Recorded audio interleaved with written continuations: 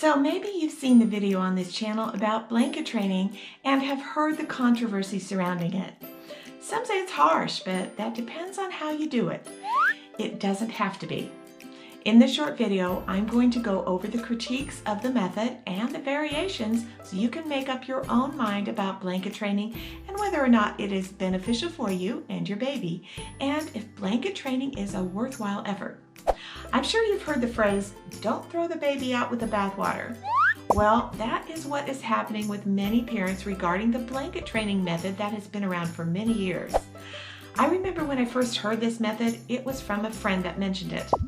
I immediately understood the concept and started doing it with my tiny one. Wow, even though I didn't have any specific instructions, I understood about training my child to stay in one place and set some boundaries, and how that would be beneficial in so many ways. Without any specific instructions, but a general idea of the concept, I started training my children and it worked out great. I was able to go to family gatherings, church, or other activities with just a blanket to lay out for my children to stay in one area. I was not chasing my children all over the place like other parents had to do. I thought, this is awesome. Later, I heard about some other variations, and especially one that was from a controversial book entitled To Train Up a Child by Michael Pearl. When I read that account, I was a bit taken aback. I do appreciate the Pearl's understanding of training in some areas, but I believe sometimes their methods are a bit harsh and unnecessarily so. But I also found that blanket training works wonderfully and harshness is not necessary to make it work. In other words, you don't have to set up a temptation for them to grab so you can reprimand them, and you don't have to use a switch. Yes, those things are a bit harsh, but really they are not necessary, and therefore the controversy. I've had people say things about the video I made on blanket training without even watching it because they believe blanket training has to be harsh. They're looking at it from the perspective of what they have heard.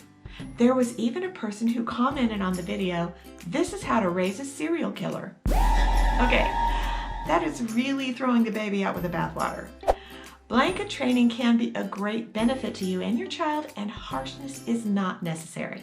The video that I made that explains exactly how to do it step by step is not harsh, and you can see that if you watch all the instructions.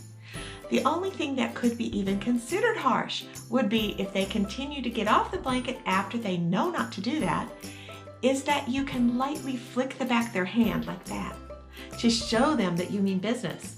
It isn't even painful, but it just gives them a little shock.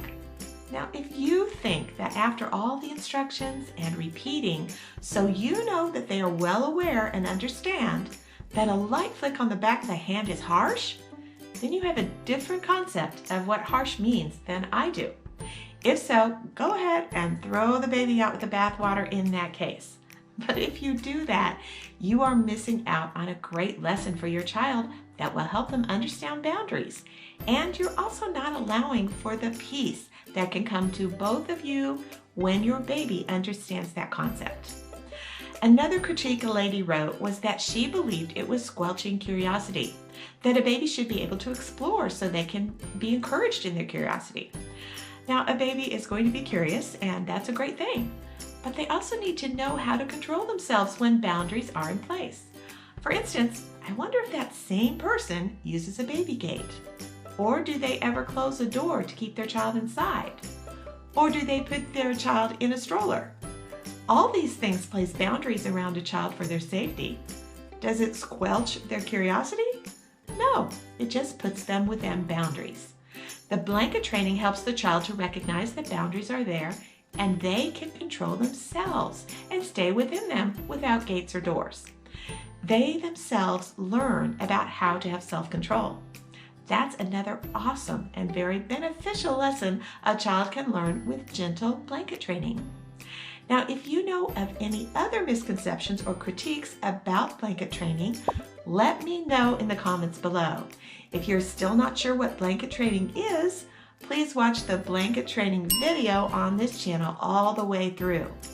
Please remember to subscribe for more weekly instructional parenting videos that give you step-by-step solutions to your parenting questions. And take a minute to check out the rest of the content on this channel. And don't forget to subscribe. Parents, you can do this. Thanks for watching.